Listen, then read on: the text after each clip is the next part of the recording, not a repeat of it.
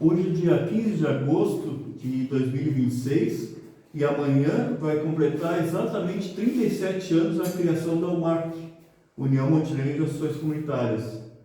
Foi uma conquista para ela, mas ficou definido naquele dia que a eleição da UMAC ela foi criada em 16 de agosto, mas ficou definido que a eleição da primeira diretoria seria um mês depois, exatamente um mês depois, em setembro. Então, na preparação disso, os bairros foram se organizando, foram se movimentando, e daí dia 11 de setembro, vocês me percam, tá, não, depois de corto, tá? Mas o importante também é dizer o seguinte, que a UMAC só foi possível ser criada em 89, porque graças à Constituição Federal de 88, que antes não permitia a criação de uniões e associações, e também de uniões e sindicatos. Era proibido, tanto pela Constituição anterior, de 69, como pela Constituição da época do Vargas, daqueles antigos.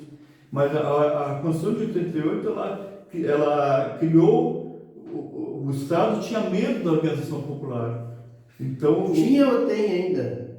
Mas na verdade tinha instrumentos, não, vamos dizer que politicamente ele ainda tem. Mas anteriormente, a Constituição de 88, legalmente ele tinha instrumentos assim para coibir a organização das associações. Como, por exemplo, ele impedia a formação de uniões.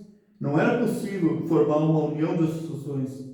Tanto é que depois da Constituição de 88 é que foi criada não só a união de associações, mas a central sindical, a CUT, as que a gente conhece. Foi aí que esse tipo de organização foi, porque o Estado deixou de interferir nas associações. Sim. Antes o sindicato interferia. Tinha que ter, eu me lembro ainda que os sindicatos, para funcionar naquela época, vocês devem lembrar também, eles tinham que ter autorização do Ministério do Trabalho. Sim. Isso foi removido com a Constituição de 88. Esse entrave foi removido. Então, a partir daí começou aí 89 foi aquele ano que começou a se inspirar, na verdade, a democracia, né? Sim. Então, daí a UMAC foi criada, foi fundada em 16 de agosto e em 16 de setembro ocorreu a primeira eleição. Aqui, por exemplo, o que se diz, a literatura diz, pela Constituição de 1943 e pela Constituição de 1969, sindicato, no caso sindicato, só existia se fosse reconhecido pelo Ministério do Trabalho. Sim.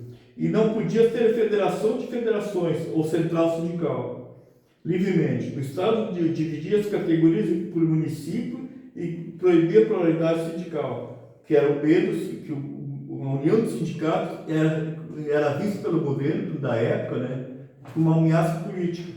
Da mesma forma, as associações. Eles tinham controles. As associações comunitárias de bairros, etc., eram vistas com desconfiança. Podiam virar foco de oposição. Muitos precisavam de autorização para funcionar e não podiam se articular voluntariamente sem serem barradas. Ou seja, o Estado não queria uniões, porque uma união com mais força podia pressionar. Mas isso tudo mudou a partir da Constituição de 88, que foi a famosa, que todo mundo conhece, a famosa Constituição Cidadã, e o artigo 5º, que justamente é um dos direitos e garantias individuais. Aí o artigo 5º, ele foi criado para garantir liberdade contra a ditadura. Então, por exemplo, o artigo 5º, incisos 17 a 21, ele dispõe o seguinte: é plena a liberdade de associação para fins lícitos, e ninguém poderá ser compelido a associar-se ou a manter-se associado. Ou seja, acabou a autorização prévia. Não precisa mais pedir autorização do Estado para criar uma associação, uma entidade. Não precisa mais passar pelo Estado. E também, no que diz respeito, por exemplo, aos sindicatos, que é similar, né, é livre associação profissional ou sindical. Aos sindicatos cabe a defesa dos direitos e liberdades coletivas. É vedado ao poder público a interferência e a intervenção na organização sindical. E também, no caso das associações, a criação de associações e, na forma de lei, as de cooperativas independem de autorização, sendo vedada a interferência estatal em seu funcionamento. Porque aí o que aconteceu? Aí se pôde criar uma união, reunindo várias associações. Foi o que aconteceu em Montenegro em 89. Com o seu Ivo Feldes. Foi o Paulo Leno, um grupo de pessoas que, lá em agosto de 89, resolveu fundar a União de Associações Comunitárias, que até o ano anterior não era permitido, né? Sim. E aí ficou definido então que 16 de setembro seria a eleição da primeira diretoria. De? 16 de setembro de 89, da primeira diretoria da UMAC. Ela foi fundada em 16 de agosto de 89 e 16 de setembro foi eleita a primeira diretoria. Quem foi o primeiro presidente? O primeiro presidente foi o Paulo Lena. Paulo Lena. É. Depois foi o seu Ivo Feldes, foi depois? O Ivo foi mais nos anos 2000, 90, por aí. Sim. Ele atuou mais nos anos 90, ele foi presidente mais nos anos 90.